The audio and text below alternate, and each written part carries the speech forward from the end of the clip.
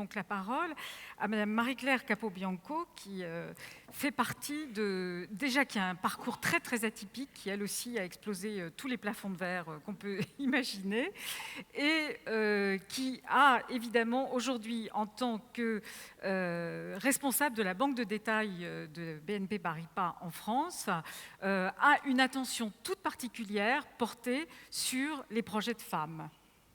Oui, alors effectivement, bonjour à toutes et tous. Oui, moi je suis très, très impliquée, assez naturellement d'ailleurs, hein, la question pourquoi sommes-nous là, pourquoi suis-je là, c'est assez naturel pour moi, c'est dans la continuité des actions que je mène. Alors je les mène à double titre, je les mène à la fois à titre professionnel, hein, donc je suis banquier, donc banquière, donc banquier ça accompagne l'économie, et dans cette économie il y a des entrepreneurs, et dans ces entrepreneurs il y a des entrepreneurs féminins qui sont insuffisamment représentés, donc nécessairement j'ai envie de pousser et d'accompagner. Et puis je le fais aussi en tant que femme dirigeante, donc engagée à ce titre, et cherchant autour de moi à avoir également des femmes qui puissent accéder à des postes de responsabilité davantage encore que ce qu'elles font aujourd'hui. Donc ça, c'est mon double engagement. Et alors, est-ce que vous pensez que les établissements financiers sont audacieux de la même façon avec les femmes et les hommes?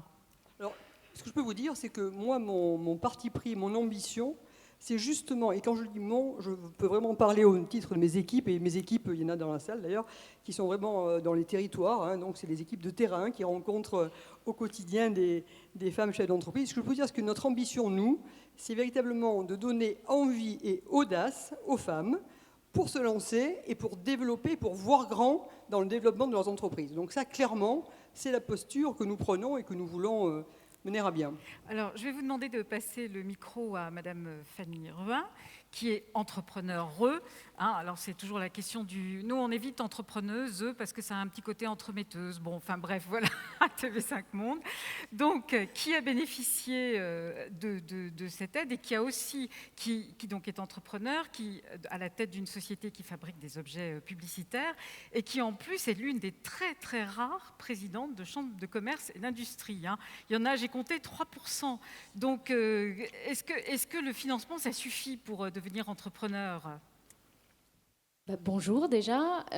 Est-ce que le financement, ça suffit?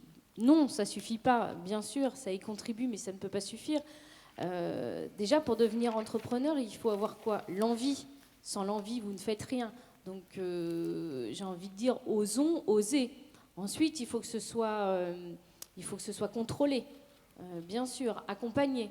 Alors, on parlait des chambres de commerce, par exemple, ou d'autres conseillers. Et oui, du financement.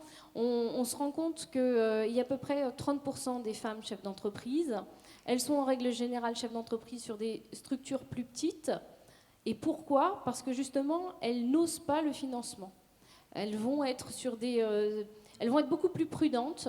Donc vous avez une pérennité bien plus importante dans une entreprise dirigée par une femme qu'un homme. On le constate et je pense que les banquiers peuvent le confirmer. Par contre, en règle générale, un peu moins d'ambition. Madame Schiappa, donc vous entendez que qu'est-ce que les pouvoirs publics peuvent faire pour accompagner ces femmes qui sont malheureusement pas assez nombreuses encore dans le monde de l'entreprise?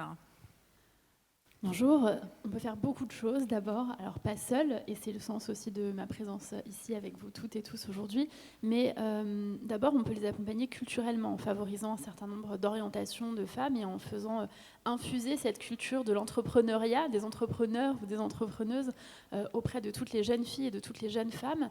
Et ce qu'on peut faire aussi, c'est sécuriser leur parcours au niveau du congé maternité. C'est pour cette raison qu'on est en train de travailler à la création d'un congé maternité pour les femmes chefs d'entreprise et pour les non-salariés, parce qu'au-delà du financement, c'est aussi un frein, nous disent beaucoup de jeunes femmes qui sont insécurisées dans cette période en se disant, si je veux créer, c'est ou créer une entreprise ou avoir une vie familiale. Donc notre rôle, c'est de poser les cadres et les conditions pour qu'elles puissent avoir les deux quand elles le souhaitent. D'accord, merci. Vous vouliez ajouter un petit mot? Oui, je voulais ajouter dans les freins, puisqu'on était sur les freins. En fait, on a fait une étude assez approfondie là-dessus, et on voit que les femmes, elles ont 3 grands types de freins. Elles ont le fait qu'elles n'utilisent pas les réseaux professionnels comme le font les hommes. Elles ont des réseaux, mais ils sont moins actifs, et c'est plutôt sur le côté inspirationnel que sur le côté business à proprement parler. Deuxièmement, elles délèguent beaucoup moins, donc elles sont beaucoup plus dans l'opérationnel, et donc elles ne prennent pas un petit peu la hauteur qui permet de faire de la stratégie, donc ça c'est aussi un sujet. Et puis le troisième sujet, vous l'évoquiez, c'est le recours au financement, mais le financement en général, c'est-à-dire 7% des femmes, par exemple, les levées de fonds, 7% seulement de femmes dans les levées de fonds. Voilà, je voulais préciser ce point. D'accord. Alors à cette table ronde, eh bien, nous avons des hommes quand même. Nobody is perfect. Et donc, vous êtes de la Caisse d'épargne. Et est-ce que vous accordez une attention particulière pour pousser les femmes entrepreneurs ? Oui, je crois que quand on connaît un peu l'histoire des caisses d'épargne, on sait que les caisses ont été pionnières en la matière pour accompagner les femmes. Si on remonte à 1818, ne serait-ce que la création, le premier livret était ouvert à toutes et à tous, et notamment à toutes, c'est ça qui est important. Mais il a fallu attendre quand même 1881 pour que, sous pression des caisses d'épargne, ou influence, on va dire, des caisses d'épargne, il y ait une loi qui autorise les femmes à pouvoir disposer de l'argent sur leur livret en toute liberté, sans demander l'autorisation à leur mari. Donc on a fait figure de pionnier effectivement en la matière, puisqu'il a fallu encore attendre 84 ans, 1965, pour que les femmes puissent ouvrir un compte bancaire seulement. Donc vous voyez qu'à la veille de notre bicentenaire, on est tout à fait légitime aussi pour continuer à porter effectivement l'émancipation, non seulement financière des femmes, mais l'émancipation tout court, via notamment les soutiens qu'on peut avoir au niveau de l'entrepreneuriat au féminin. Et puis, comme ça a été dit tout à l'heure, nous, on a, depuis 2012, vraiment fait des observatoires, comme on a pu le voir dans d'autres banques, qui regardent un peu les freins des femmes entrepreneurs. Et là, on a constaté des choses assez remarquables. Il y avait des freins, bien sûr, du côté des femmes, mais aussi des freins du côté des conseillers bancaires, qu'ils soient d'ailleurs hommes ou femmes. Donc nous, notre rôle, ça a été de mettre à jour ces baromètres quasiment tous les ans, et je vous invite à les regarder, ils sont forts d'enseignement, et surtout d'accompagner tant les femmes entrepreneurs pour qu'elles osent davantage franchir la porte des banques, et notamment des caisses d'épargne, ce sont des prêts à les accompagner, et puis changer aussi le comportement des hommes et des femmes conseillers de la caisse d'épargne, parce que le dossier d'une femme n'est pas le même que celui d'un homme. On l'a dit, il est davantage préparé, il est davantage sécurisé. Il faut donc être beaucoup plus confiant, il faut y aller beaucoup plus volontairement, et c'est pour ça qu'on re-signe aujourd'hui ce partenariat, parce qu'après l'étude, après des ambitions qui commencent à se matérialiser, il faut travailler ce sujet-là dans la durée. Et les caisses d'épargne sont là depuis 200 ans, on n'est pas sur ce sujet-là que pendant quelques mois ou quelques années, c'est un travail de fond, et notre objectif final, c'est de doubler le nombre d'entrepreneurs en ayant toutes les femmes possibles qui deviennent demain des chefs d'entreprise, créatrices d'entreprise ou repreneurs d'entreprise. Ce n'est pas à la place des hommes, mais au contraire, c'est en plus des hommes entrepreneurs qu'on double le nombre d'entrepreneurs en France. Alors justement, vous êtes deux hommes dans les établissements financiers. Nous avons deux femmes ici qui ont pu mener à bien leur projet d'entreprise grâce aussi à la Caisse d'épargne, mais surtout grâce à leurs compétences, je vais dire. Et donc dans un métier, alors vraiment où on ne s'attend pas à trouver des femmes, elles sont sœurs, Laura et Lucie Marie, et elles sont carrossières. Et tout à l'heure, je disais, parce que c'est un mot qui ne se met pas beaucoup à féminin, elles ont dit, vous n'avez qu'à nous appeler les carrosseurs. Alors comment vous avez fait votre trou dans ce métier et avec vos entreprises qui sont florissantes maintenant, hein? Bonjour. Alors, en fait, pour nous, ça s'est passé assez naturellement, puisqu'on est toutes les deux issues d'une grande famille d'artisans, d'entrepreneurs, carrossiers, mécaniciens. On a toutes les deux grandi, évolué dans les ateliers de notre grand-père, puis dans les garages de notre père, avec qui on a travaillé pendant une dizaine d'années chacune. Et donc le côté masculin de la profession nous va bien, on est très à l'aise avec ça. Et voilà, Lucie, est-ce que tu veux ajouter quelque chose ? Surtout, est-ce que l'apport financier a suffi pour vous imposer, ou bien est-ce qu'il a fallu autre chose, hein ? Bien évidemment, oui. Effectivement, l'apport financier est très important. Après, il faut se faire accompagner. Nous, on a eu la chance d'intégrer le parcours des pionnières avec Quand la mer, donc un incubateur féminin, donc dans lequel on a rencontré beaucoup de personnes, notamment Nicolas Rollet de la Caisse d'épargne, qui a été justement une belle rencontre, puisqu'il nous a permis de rencontrer après notre conseiller professionnel, Grégory Tolaval, avec qui donc, nous avons obtenu un prêt bancaire. Donc grâce à la Caisse d'épargne, et après, donc, par conséquent, pu obtenir des subventions diverses, des prêts d'honneur et également la bourse French Tech avec BPI France. Donc ce que vous êtes en train de nous dire, c'est que les réseaux de femmes, là, sont très très importants. Mais est-ce qu'il y en a suffisamment aujourd'hui ? Ça, je ne sais pas s'il y a assez de réseaux. En tout cas, celui des pionnières, pour nous, a été très fort et nous a vraiment permis de passer de l'idée à la réalisation et nous a ouvert énormément de portes, comme disait Lucie, pour entrer dans cet écosystème des startups et du coup lever des fonds suffisants pour mener à bien notre projet. Madame la ministre, qu'est-ce que vous pensez de ça, de ce passage par les réseaux de femmes ? D'abord, bravo pour ce que vous avez fait et ce que vous faites Merci. encore. Je pense que c'est admirable et que vous avez tout à fait raison de profiter de cette occasion pour mettre en lumière ce que vous faites et qui peut inspirer beaucoup d'autres femmes, parce qu'on parlait du rôle inspirationnel des réseaux, je pense qu'il est important, mais je pense qu'effectivement, vous avez raison de souligner également que ça ne peut pas suffire. Au-delà de l'inspiration, je pense qu'on doit vraiment être dans l'action et dans la solidarité et faire en sorte de se tenir la main et de se hisser vers le haut les unes les autres.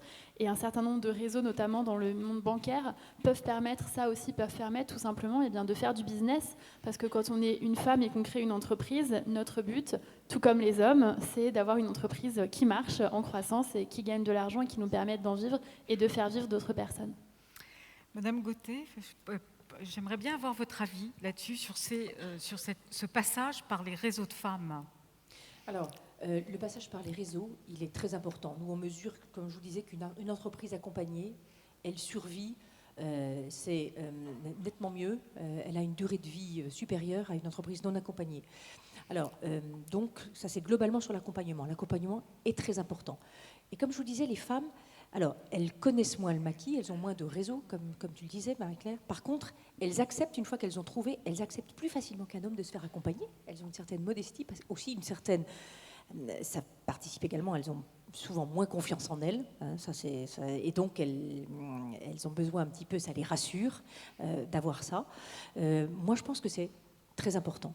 Et donc, nous, on les encourage et on encourage ces réseaux de femmes. Il n'y a pas que des femmes, d'ailleurs, dans les réseaux de femmes, même s'il y a des hommes également qui aident les femmes, donc, parce qu'ils ont vu quelle était la richesse, en fait, d'avoir des femmes qui créent ou des femmes qui entreprennent. Alors, je vous entendais dire tout à l'heure, et c'est une question peut-être qui peut s'adresser à tout le monde, que la France était quand même très en retard pour ces entrepreneurs heureux. Et voilà, comment est-ce qu'on va faire ? On est même en retard par rapport à l'Afrique. Hein. C'est d'ailleurs très bien pour l'Afrique, mais bon. La France, je pense qu'elle peut faire une révolution culturelle, mais c'est vrai que moi j'ai beaucoup sillonné l'Afrique dans des jobs précédents. C'est fantastique de voir le dynamisme des femmes africaines, mais dans tout. C'est elles souvent qui tiennent les cordons de la bourse, c'est elles qui entreprennent, elles restent plus souvent chez elles, donc elles créent sur Internet, elles se saisissent plus d'Internet même que chez nous, donc voilà, il y a quelque chose. Le deuxième sujet, c'est les femmes dans les entreprises innovantes et les femmes avec cette barrière vers les sciences, comme vous disiez, donc dans certains secteurs. Et ça aussi, c'est culturel, parce que je peux vous dire, j'ai dirigé des équipes d'ingénieurs en Chine et en Inde, il n'y avait pas ça. Il y avait un nombre supérieur, un pourcentage de femmes qui faisaient des études scientifiques supérieures à ce qu'elles font dans le monde occidental. C'est vrai également aux États-Unis, c'est vrai en Europe. On peut se poser la question pourquoi également. Donc manque de confiance, manque d'encouragement, ça vient très tôt, très tôt. C'est pour ça que j'encourage des associations comme les femmes ingénieures à aller très tôt chez dans les écoles, dans les lycées, parce qu'il y a beaucoup de freins qui sont culturels. Et contrairement à ce qu'on pense, on en a encore chez nous. Mais the good news, comme je vous disais, c'est que ça change. On en avait sur l'entrepreneuriat, globalement. Moi, je suis ravie à chaque fois que je remets le prix de Pépite de voir l'appétence, en fait, de nos jeunes globalement et des filles également à la création d'entreprises. Donc on peut changer quand même les mentalités. Alors, il y a eu une étude aux États-Unis. On a donné des cartes à jouer à des petites filles et des petits garçons pour voir à quel métier ils s'identifiaient. Jusqu'à 5 ans, c'est-à-dire jusqu'à l'entrée à l'école, les petites filles, il n'y a aucun problème, elles vont vers astronaute, vers physicienne, vers médecin, etc. Et les petits garçons vont aussi vers des métiers, entre guillemets, féminins. Et passé à l'école, on refait le même test à l'âge de 7 ans, c'est terminé. Qu'est-ce qu'on fait ? Alors moi, une réponse là-dessus, si vous permettez.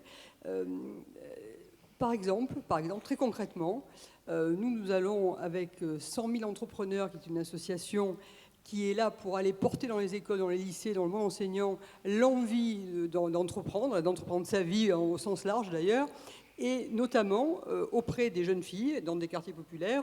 Et je suis très heureuse de participer à cette semaine de l'entrepreneuriat féminin où on va sensibiliser justement ces jeunes filles en leur disant que oui, elles peuvent aussi, et qu'il faut aussi qu'elles osent, il faut aussi qu'elles aient envie, il faut aussi qu'elles s'expriment. Voilà, donc moi je crois beaucoup à la conviction à cet égard, mais on est là pour ça, on est toutes là pour ça. Je crois qu'on est unis dans cette recherche. Absolument, on parlait des réseaux féminins. Hier, j'étais à Dijon, puisque vous savez qu'on fait un tour de France de l'égalité entre les femmes et les hommes. Et à Dijon, il y a un certain nombre de réseaux de femmes, notamment ingénieurs, chefs d'entreprise dans les nouvelles technologies, qui font des partenariats avec des lycées pour intervenir, comme vous le savez, puisque je sais que vous en faites également.